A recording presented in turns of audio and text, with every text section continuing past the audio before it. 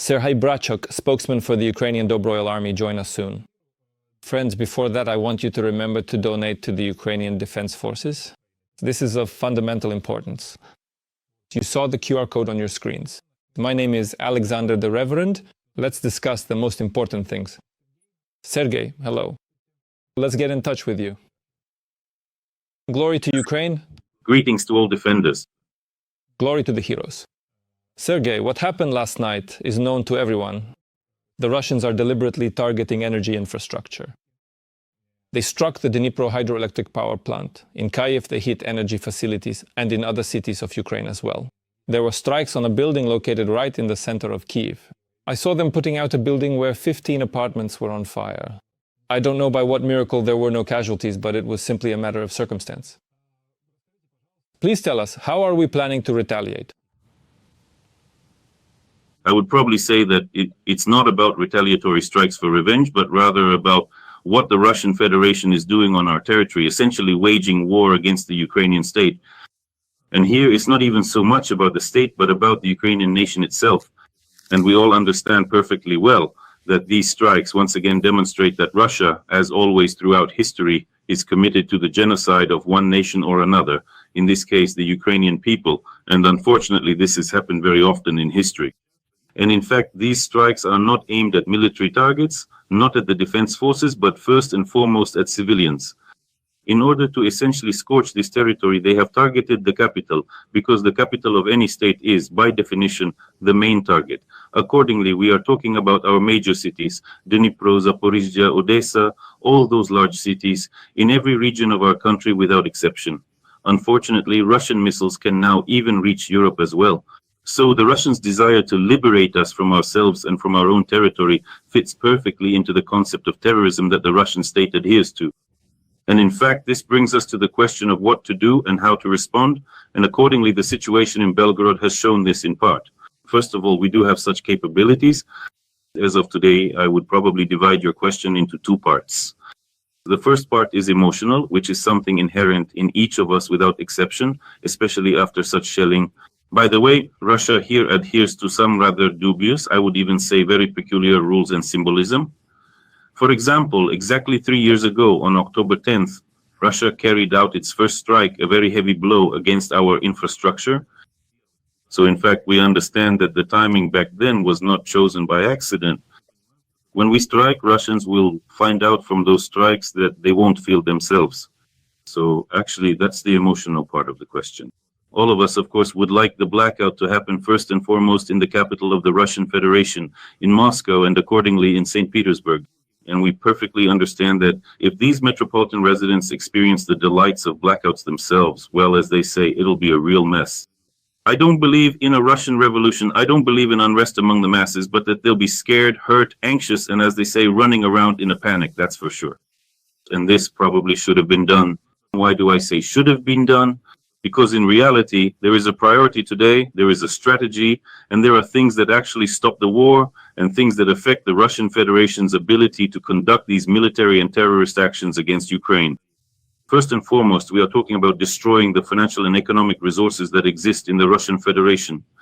In fact, the losses that Russia is already beginning to feel from the shutdown or damage, for example, to its oil refining industry, it's clear that this is not just something people are talking about. Every day we see oil refineries burning, valuable equipment being destroyed, equipment that is almost impossible to find in the world today because of sanctions, and impossible to import because of those same sanctions. And Russian-made equipment in this regard is simply useless. And in fact, other facilities as well, including those of the military-industrial complex, which are critically important for the Russian army.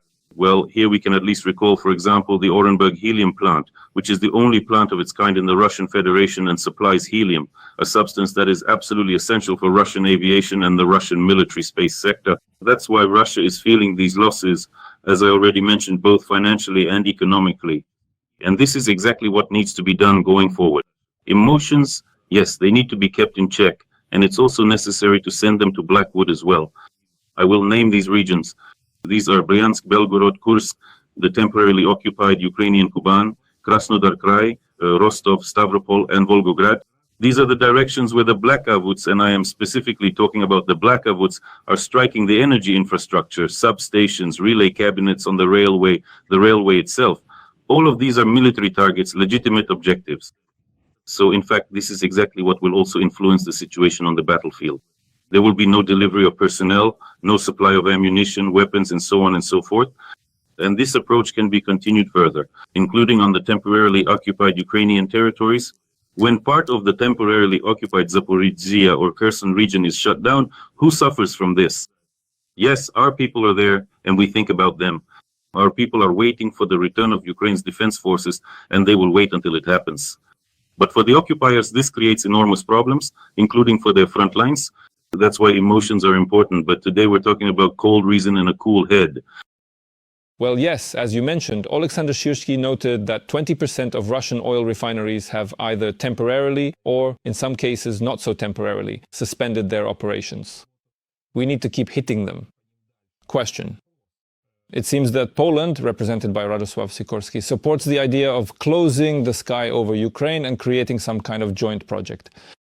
But they refer to the fact that since Poland is a NATO member, permission from other countries is required. First, how do you see the possible implementation of this project? And secondly, doesn't this requirement for permission from NATO countries actually make such an action practically impossible? Well, let's name two not very good people, if we can even call them people at all. These are European politicians, so-called European politicians. Pizza and Orban, we know who we're talking about, who will block certain NATO decisions on behalf of their countries. And by the way, I'd like to add a very important point to the previous question. Today, Russia is waiting for our mirror responses, meaning a strike on Russia's energy sector. But we understand perfectly well that the planned air defense system, how many of our game strikes we would have to send there to completely destroy that infrastructure. So wouldn't it be better to spend those resources on oil refineries? And going back, by the way, I'm also talking about drones here. If we're talking about Poland's proposal, today I think there are options, but I don't want to voice them. There are some bright minds in Europe, and we certainly have creative people as well, who will come up with these solutions when, right now, I'm not talking about drones. I don't understand why some European politicians are so skeptical about this solution. It's possible to find technical means to implement this, and there are different options. Some of them are being worked on today. So, in fact, today is a unique opportunity, in my opinion. And I think the Poles, if they haven't thought about it yet, should consider that certain projects can be implemented within, let's say, direct relations between Poland and Ukraine. Overall, it's a unique opportunity to create some military political alliances and regional partnerships today. Well, let's take the Baltic countries, Poland and Ukraine, as an example. And historically, it has already happened this way, and it was effective. That's why it's possible to talk, negotiate, and fill such relationships with practical content and meaning, and to build the same drone wall. Yes, let it be Baltic, Polish, Ukrainian. Where will it be located? Who will operate it? Well, obviously, it will be operated primarily by Ukrainians because neither the Poles nor the Balts nor any other European country has such experience. That's why I think these issues are being worked out. And of course, they will be implemented because there is no other way out. Otherwise, it's not just decoys that will fly into Poland. Attack drones will fly in. Poles will be killed. Let's call things by their proper names. Well, in fact, even missiles could fly over. And of course, it's clear that there are ways to make all this happen and reduce the potential of the Russian Federation. Ukraine should receive air defense systems from Rheinmetall, funded by frozen Russian assets. The German arms company announced that additional air defense systems will be supplied. Skyranger 35, worth €1 million. The financing will come from funds obtained from frozen Russian assets. Honestly, this €1 million amount really confuses me. Maybe there was some kind of mistake in the article. Well, it seems very, very little, but nevertheless. Please comment on this. They report that it's a fairly mobile system. It means it can be mounted, including on a Leopard tank. It can protect an area of 16 square kilometers. Does this help us now to shoot down the number of drones? As for missiles, obviously, it's probably not worth talking about this system when it comes to those flying toward Ukrainian cities. You know, anything truly unexpected can happen in war. And I can even say from our own personal experience, a missile was actually shot down with a Browning machine gun, believe it or not. But anything can happen. Yes, they hit it. But of course, it's clear that for any type of weapon, there must be a proper response. appropriate strike weapons, means of firepower that can provide protection. Basically, what we're saying is that we need to use everything we have, everything we can get from our allies, whatever they can provide us, because our air defense system must, as it is today, be layered. That is, there are classic air defense systems, and there are also man-portable systems accordingly. For example, there are Igla or Stinger man-portable systems. There are mobile fire teams. If they are armed with heavy machine guns, there are Gepards as well. So there are various installations that can also target strike drones. There are a lot of drones, so the amount of weaponry should be even greater. Plus, we also have interceptor drones on our side. And all of this, of course, will improve our air defense. There's really no doubt about that.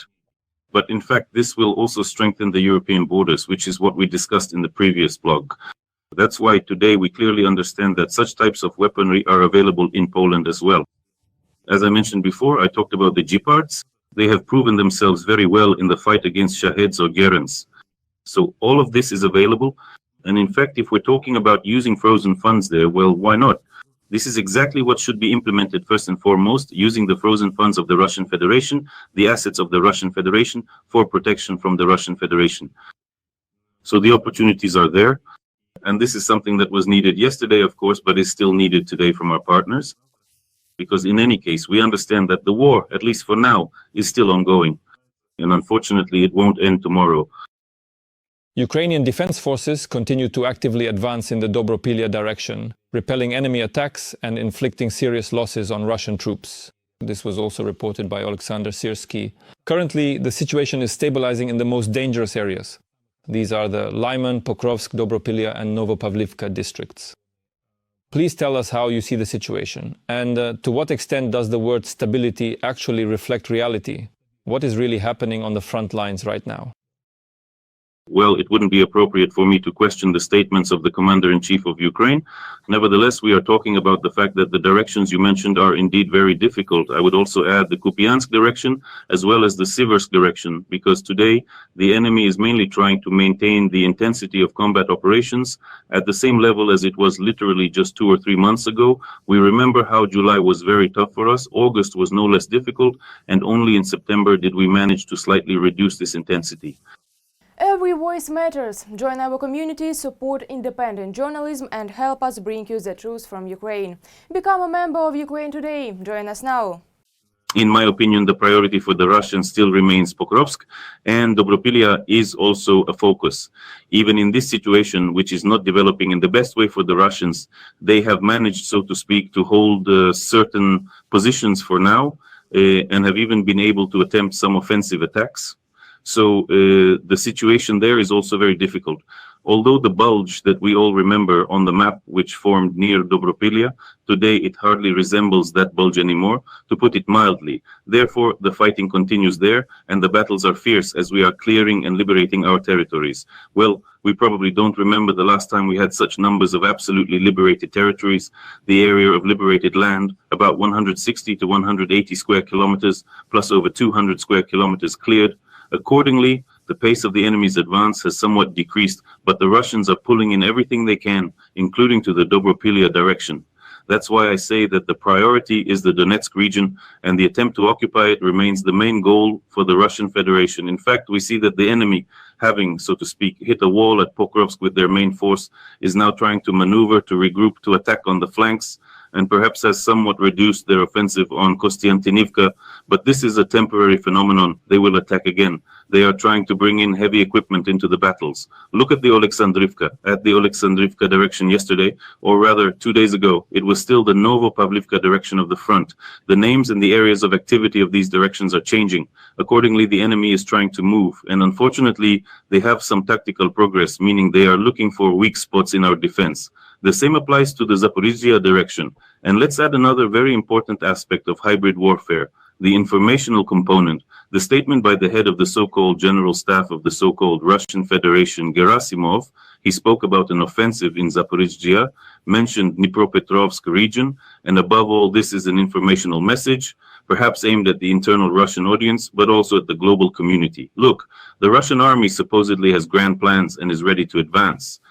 how ready they actually are is being demonstrated today by our defense forces, who, despite being outnumbered by the Russians, are destroying more of their infantry. Unfortunately, that's the reality. Today, our infantry and other components of our defense forces are not only repelling these attacks, but are also conducting counteroffensive operations. The situation is extremely difficult, but I believe we will hold out. It's a battle of resources, and it continues. A battle of logistics, of innovation, of new technologies at the front. These are changing the picture on the battlefield. And then let's remember the strikes we can deliver on the frontline territories of the Russian Federation. This will have an impact on the front. To conclude, I want to ask you this. Putin called the Tomahawk strikes on Moscow blackmail and bluffing on Zelensky's part. And he says that soon new weapons will be presented to the Russians. How do you assess these statements? Is Putin really so confident that no missiles will fly, including towards Moscow? And do the Russians have some kind of surprise in their military-industrial complex that we don't know about? You know, as an Odessan, I have an immediate answer. A good bluff is worth more than money. We can show off, not just with tomahawks, excuse my language, but today we are demonstrating, and I say this without any bluff, real combat operations using our dim strikes, our strike drones, which have already covered distances of 2,000 kilometers and are hitting their targets. Yes, for example, we're talking about Tyumen. Moscow is not the main target today, so for now, Putin can still keep his suitcase, pardon the expression, but we'll see what happens next. Our drones definitely reach Moscow, and again, there are priorities. Our priorities today are a bit different, to reduce capabilities, both Russia's and specifically the Russian armies. That's the path we're following. Thank you very much. Serhiy Brachop was on air with Ukraine Today, spokesperson for the Ukrainian Volunteer Army. Wishing you all a good day. Thank you.